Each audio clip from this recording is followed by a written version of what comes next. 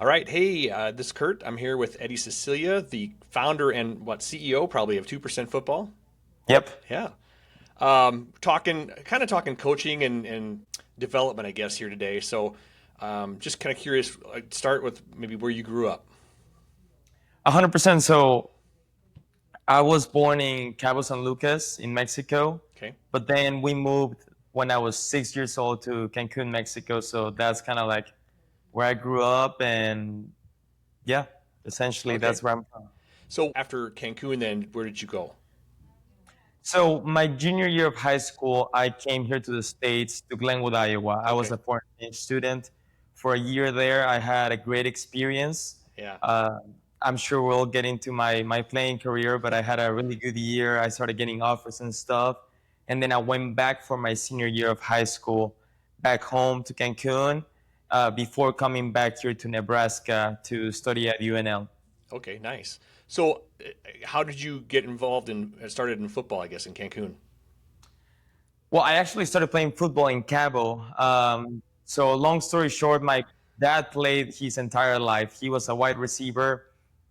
I have pictures of me literally wearing like a Huskers jersey when I was, I don't know, like three. First thing I saw on a TV was a Steelers game. So, over there, I'm a big Steelers fan. So, yeah, we had a backyard and he was teaching me how to be a receiver and wanted me to play since an early age. At 6 years old, when we moved to Cancun, I started playing tackle football. And one thing led to another. I ended up becoming a quarterback and played my entire life. Okay. Did you play any other sports other than football then? Once you got into that, or I ran a little, so I did track, cross country. I was more of a distance runner than a sprinter, but yeah, football was my main focus. okay.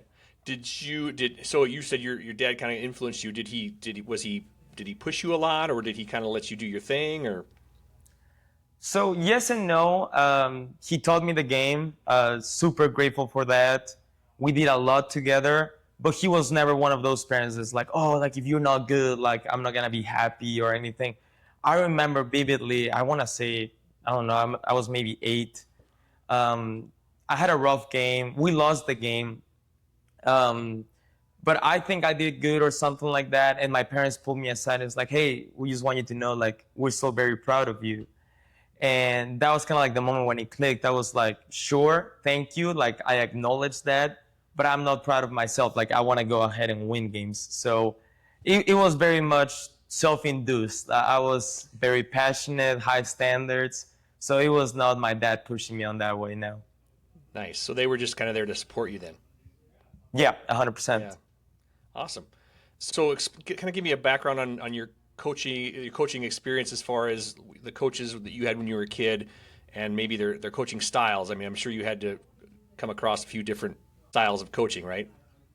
Yeah, 100%. So majorly, I've been coached by defensive minded head coaches. So all throughout my journey as a young player, I think I only had one offensive minded head coach.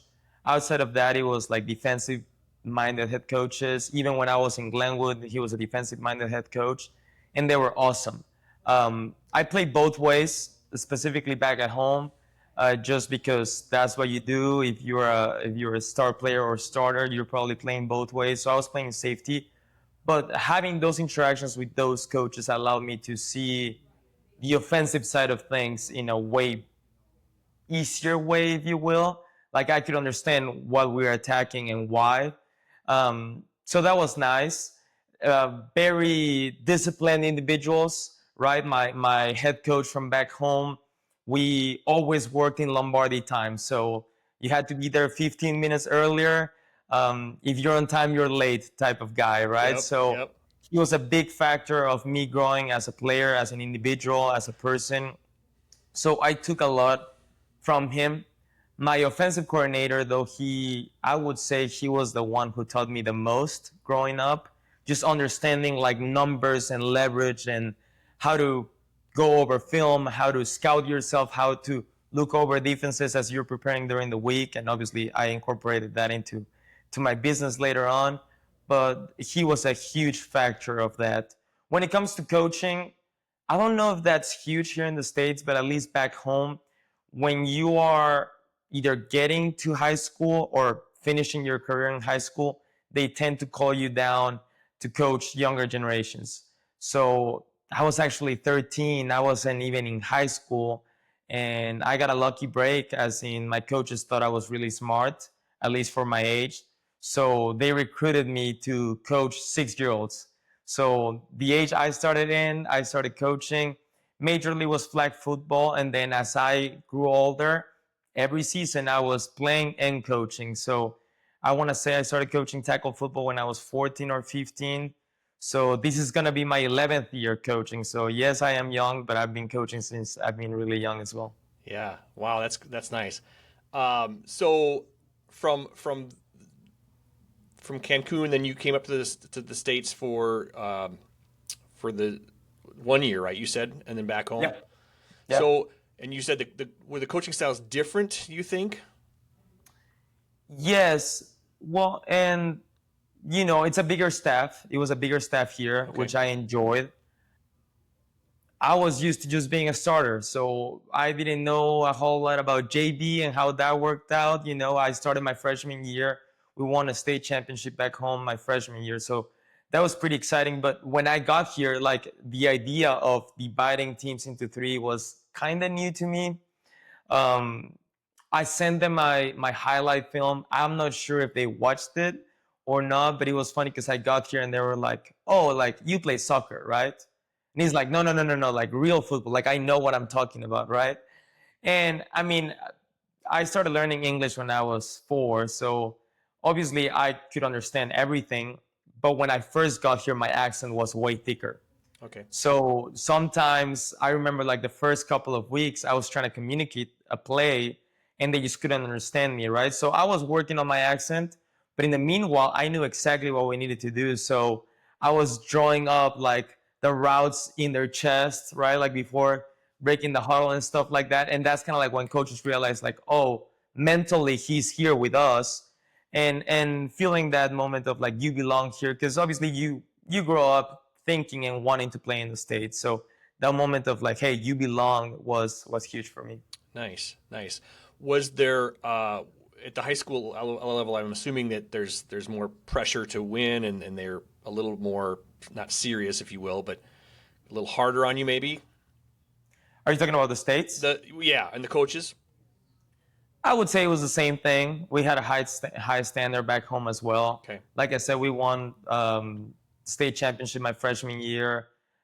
Before coming here, my sophomore year, I was in the all state team and all national. I got all national honors. So I was pretty used to high standards and pushing myself to the limit. So that was not an adjustment for Okay. me. So, but in Mexico, then did they? You said they didn't have JV. Was it just kind of the one team then? Yeah, in my team we only have freshmen and varsity, so we didn't really have JV because of our numbers. I mean, our biggest team back home, I would say it was like 40, 45 people, and obviously I got here and it was like 80, 85. So it was different. Sure. Do you think that splitting that up helps the development of everybody then? It depends. Okay. It depends. I think obviously now at Standing Bear, I see it always being able to divide everything into three now. I think it helps because you get live reps, which even if you're going 100% in practice, you're probably just bumping each other, like you're not going full tackle. As a quarterback, right? Like you have the red jersey or whatever jersey your team uses, you're not going to get touched. So getting those live reps is huge. But also, I do see the point of if you only have two teams, there's no in between, right? Like either you're getting freshman reps, or in my case, thankfully, I was able to like compete for a varsity spot and play varsity reps. So I think it pushes you, right? We had that going on last year at Standing Bear, where we had freshmen play varsity just because we didn't have the number to have JV last year. Now we do. And I think at the end of the run as high school players, when they are seniors, they're gonna look back and be like, "Hey, because I got those reps my freshman year versus varsity players, I am way better now." Absolutely. Yeah. Stronger competition makes better athletes, Yep. right? Yeah. Iron sharpens iron. Yep. So, having some experience with that, what do you say to parents that want their child to be challenged more, or get, I want my kid on the varsity team or whatnot, or maybe you don't hear that a lot. Do you hear that a lot? We do. I mean, it's natural. It Yeah, comes with the territory, right? But I think just trust the coaches, right? Like if the kid earns their playing time, that's what you want. You probably want him out there. Or if the kid has a lot of talent, which is, so this is a benefit that we have this year, we just want our freshman class to stay together, right? So even if you could potentially compete for JV reps, if you're not fully like 6'4", ready to compete on varsity, we just want you to stay with your class because now you're gonna grow together and you learn how to win together throughout 4 years. So it's just about earning it. If I would encourage anything when it comes to parents, allow and push your players and I guess kids to grow mentally. Football IQ is such a big part of the game that if he's growing mentally and he's up to par with varsity players on their freshman year, that is way greater than what they can do physically because their bodies are going to grow, right? 2, 3, 4 years having lifting classes and lifting weights is going to help immensely. But if you can get up to par mentally from the get-go, that's huge. sure, sure. So how would you describe your coaching style then?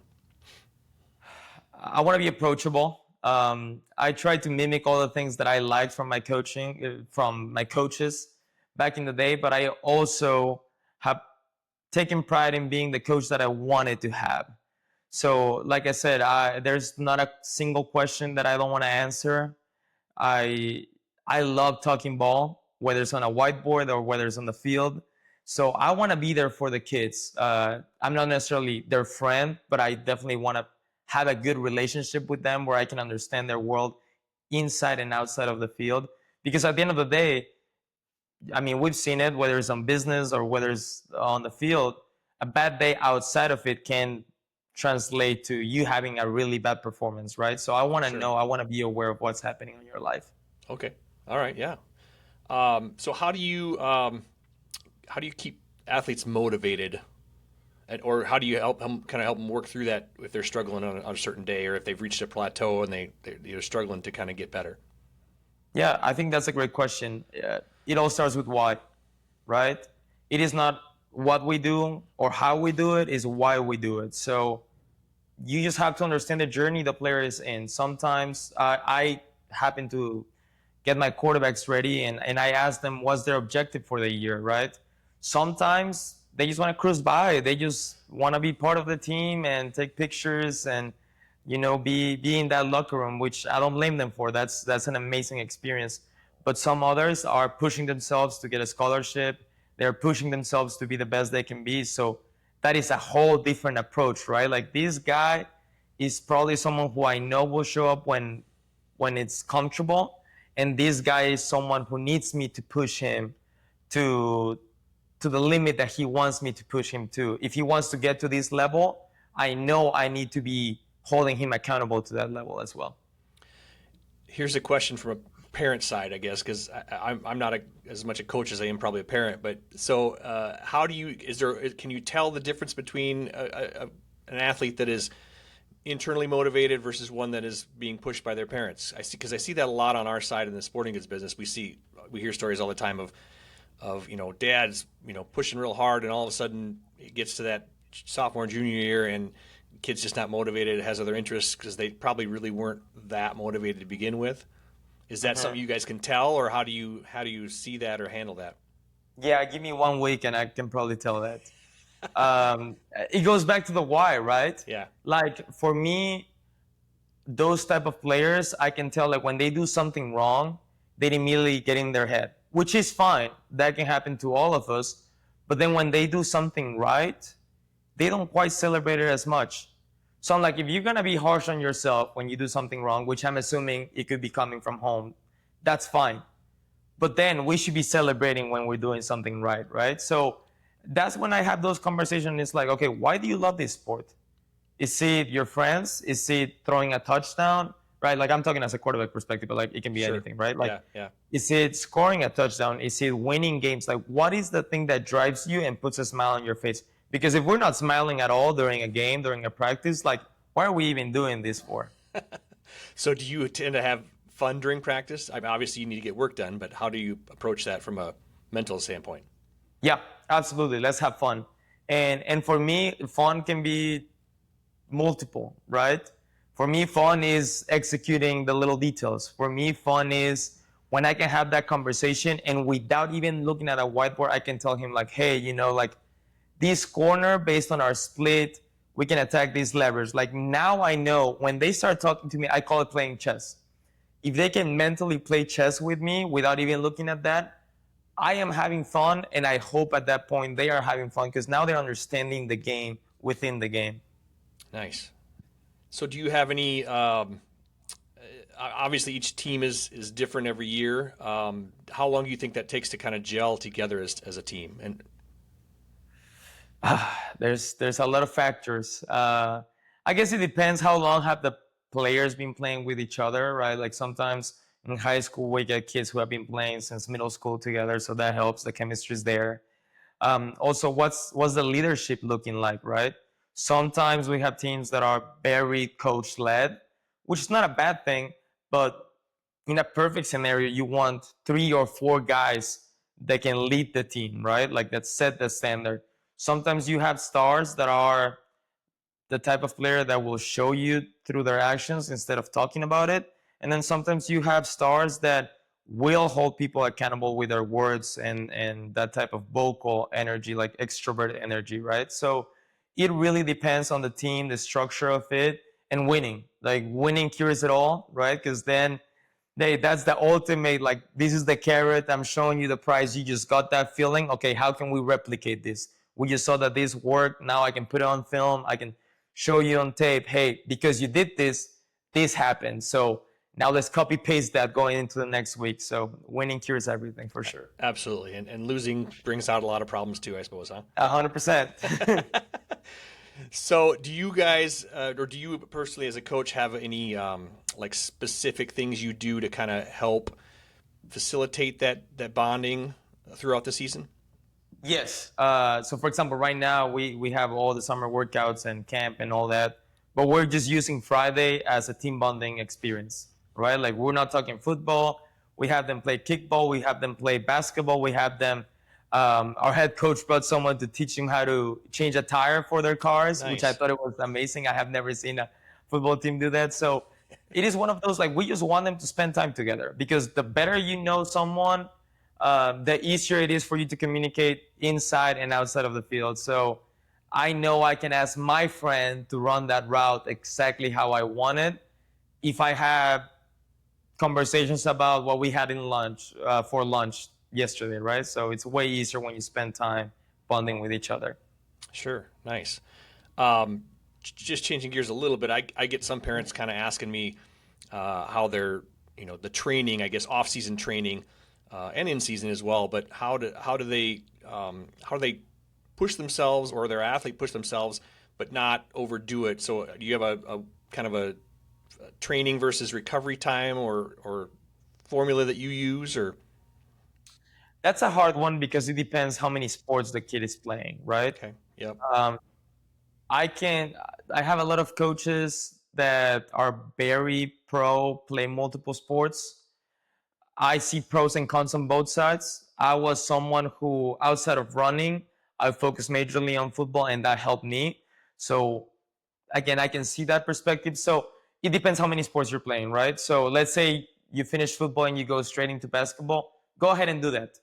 What I would advise, especially recovery wise, is one, give yourself a week, right? Like right after football season, you've been hit a lot. By the time these things done, you're probably very sore. You have multiple spots that you have to treat. Like give give your body at least a week. Two, recovery should be year round. Like this should be 365. I know it's impossible, especially with young athletes, right? But if you're getting 8 hours of sleep, if you're eating the right stuff, if you're getting your body enough energy, right? Like the right amount of calories. And I know it's hard to track stuff, but like you should have an estimate of how much you're eating and how much you need to feel energized throughout the day. That should be a year-round thing. So if you're taking care of those things, it's very easy to allow yourself to recover and perform at high, high quality. Okay. What's your philosophy, or how do you see the kind of with high school, obviously, even into college, as you probably experience, how do you balance that academic side versus the athletic side? I think it's very similar, funny enough. Um, the athletic side, especially if you want to get to college or you're in college, it requires a lot from you, right? It's not only about running a route or it's not only about throwing a pass, it's about studying your playbook and showing up and going to sleep early and being there on time. So all of these are values that you're gonna take away from the game, right? Like it's discipline, it's consistency, it's leadership. So if you extrapolate those and you bring them to the classroom, it's the same thing. Am I taking notes? Yes or no? Am I showing up to my classes? Am I asking like if I have doubts, am I asking the questions? Because there's no dumb question, right? Like it's just a matter of you getting the answers that you need. So I think everything applies to school or life. Okay. And as far as we talked a little bit about nutrition, do you have any pointers or anything that you've learned over the years that kind of have helped you? Yeah, high protein, right? Like high protein is number one priority for me. A lot of people say between zero point 0.7 and 1.2 grams of protein compared to your weight in pounds. So I will be aiming for that. Depends on the science that you're looking at. Your body can absorb anywhere within 30 to 60 grams of protein per meal. So I will be aiming for 5 meals a day, right? They don't have to be huge, just 5 meals a day. And from there on out, what do you want to do? Are you trying to gain weight or are you trying to lose weight? Um, the easiest way for me to track this is if I'm trying to gain weight, I'm aiming for 500 calories surplus that day, or 500 less or deficit, 500 calorie deficit, depending on if I'm trying to gain weight or lose weight. So I mean, fats and carbs, as long as is within that range, you're tracking those calories and you know our healthy fats, you know our healthy carbs. I don't worry too much about that. Just take care of the protein first. The numbers, calorie wise, as long as they add up, you should be in a good spot. Okay. Um, so what do you kind of ultimately? I mean, it's about athletic development. It's about I suppose leadership and getting working as a team. What else do you think that kids can take away from football, but also any sport, team sport type of thing? Man, I would say everything. Like sports for me, it's a microcosm of life, right? I mean, we talked about it, accountability, leadership, showing up on time, asking questions, delivering on results, going the extra mile, right? Like when everyone's just practicing 3 hours a day, if you are putting in an extra 15 minutes, that's a compounding effect. At the end of the year, you multiply those 15 minutes per the days that you did it, you can get ahead of people. Um, I mean, all of these things, interpersonal communications, right? Like communication is huge in sports. Sure. But when you want to go to a company and you want to get hired, whether it's on an interview or you're part of a team and you have to communicate goals, tasks, objectives, all of that, like I said, you can translate that, you can take that away from the game and apply it to your life. Excellent. So what do you want kids to remember after leaving your program? What do you want kids to remember about how they felt with you as a coach? That I cared. Um, People will forget what you said, people will forget what you do, but they won't forget how you made them feel. So I just want them to feel like I cared. I'm not going to be able to get all of them to get a scholarship in college. I know that for a fact, right? I know some of them will just stop playing within a year or two, and I get it. And that's heartbreaking sometimes if you've been playing that for your entire life. That happened to me, right? But I want to know that when they look back at their experience, we talked about things like this, right? Hey, I remember back in the day, I had this coach that really cared about me as a person. And these little things that we're applying in the field, I was able to take them with me.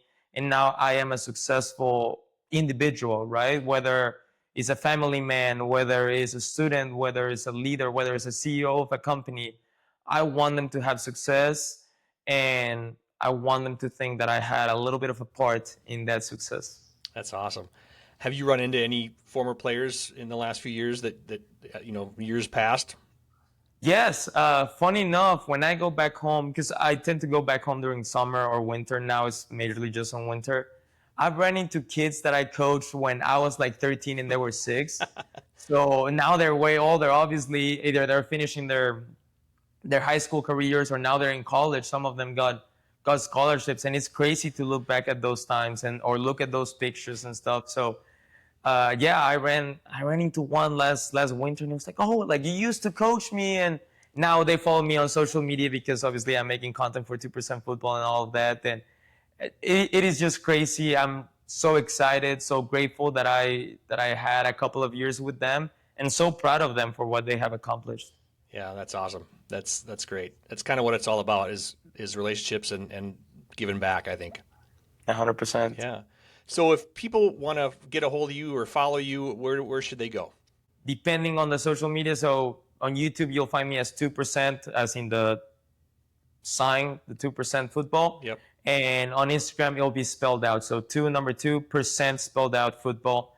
Yeah, we are on YouTube, Instagram. Those are the two major platforms. I'm always open to answering any questions, or if I can help anyone in any way, I'm more than happy to. Awesome. We'll have to get you on and talk business next time for sure. Of course. I got a couple fun questions. Let's see how this goes. Yeah. So, when you were playing back in high school and younger, what was your favorite post game meal? Post-game meal. That's a good one. Okay, I wouldn't say it was a meal, but there was one year when one of our teammates' dad worked at a pizza place. So he got a deal that every time we would win, the whole team would go there, and it was like half price pizza. So we would all sit down there, like we would fill the whole restaurant up, and we'd just be eating pizza, talking about like, oh yeah, like in this play I did this, and how you scored, and this sack and whatever. So for me, it's like the bonding experience for sure. But I guess I relate that pizza to that bonding experience for sure. Yeah. So that's like a kind of a combination right there. You bond and you get to eat. That's awesome. 100%. Yeah, and you're super hungry after the game. So. For sure. I'm sure you are. Yeah. What's the most underrated skill, do you think, in football that doesn't get enough hype? Underrated skill. Underrated. I don't know if it's underrated because everyone talks about it now, but I guess back in the day, not a lot of people did. Watching film from an early age. Okay. Like, you don't have to be the strongest, you don't have to be the fastest. I always want the smartest players. So I say this on a pitch, business pitch, but I always say, if I'm just as fast as you, just as strong as you, but I know where the ball is going, I can assure you I'm going to beat you to it. Yeah. So just watching film, knowing their tendencies, knowing what you can expect from them or what you can expect from yourself to attack them, that's a huge advantage. Awesome. What's the best coaching advice you ever got? Ooh, that's an awesome question. That's a hard one. I guess I'm gonna personalize it to me. I was the type of kid that took everything very seriously. Like, I wanted to be the best. But sometimes, so like how I would approach it was like, if I'm just 1% better, I make my team better because I happen to be part of the team, right?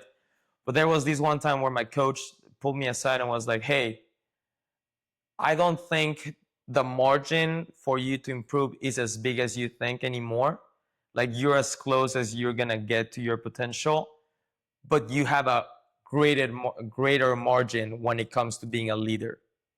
Like, help me bring these guys up just 1%. And that was huge for me because I was like, yeah, you're right. Like, I can do way more as a leader rather than just becoming a better individual. Yeah. Well, so talk about that just quick again. How important is that, having like kind of, I guess, if you will, coaches on the field or in the game? Yeah, I mean, as a quarterback, you are the coach on the field essentially, right? Like, I gotta know everyone's responsibility. So if they know you are sure that we can execute this, like I've told this to my guys sometimes. If I get on a huddle and I just go, hey, like, everyone, look at my eyes, we're going to go score on this drive, and I mean it, it is very different before a drive than if I'm like all nervous. It's like, all right, we're going to go twins left, jet right. Like, no. They can they can feel your energy, right? Like little things like that, which might seem like has nothing to do with football, are huge when it comes to being a leader on the field. Yeah, that's and I see that when I watch teams. Like you can see some certain players, and sometimes they're captains, sometimes they're not, but they don't discourage, but they help kind of everybody get into place and get in alignment. Or if they're not quite doing something right, or if they did do something right, just kind of being that little coach, the assistant coach, Yeah, if you will, on the field. yeah. There's a moxie to them, right? Like they know what they are doing and what everyone else is doing. Yeah, that's awesome. All right, last question. Favorite pregame hype song? I had like 3 or 4 that I really loved, but back in the day, especially on the bus, like 5 minutes before we would get out of there, I would always listen to "Lose Yourself" by Eminem. Oh, nice. Yes. Yeah. What about what's your team this last season? What was their hype song? What's their hype song? You I did, you want to probably just say, left the locker room, didn't want to hear it. yeah, no.